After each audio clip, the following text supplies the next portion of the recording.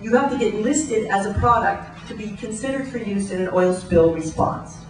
And what the industry does is, once it gets its products listed, it stays with them. And what BP is saying is that these dispersions are very toxic.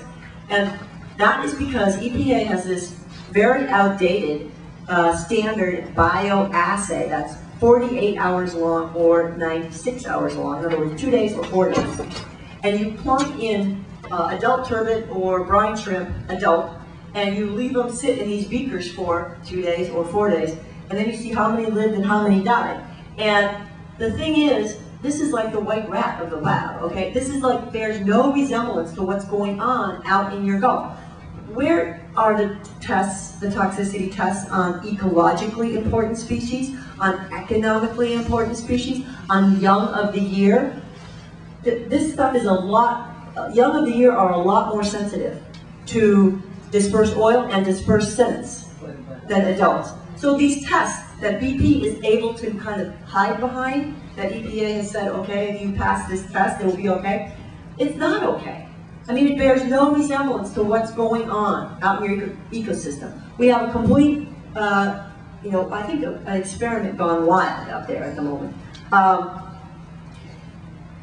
And so the way that we want to deal with this is we want to just simply say that we need a delisting process. So what this is it's about slipping toxic chemicals into our ocean, our animals, our bodies, without us knowing. That's not right.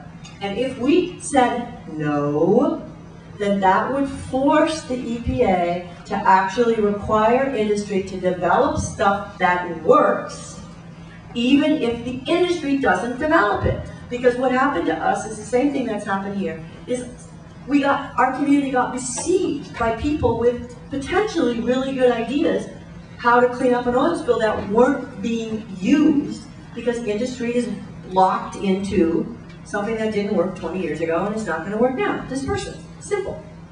They buy it from, by the way, Corexit 9527, back in 1989, that was owned by Exxon. Now it's owned by BP.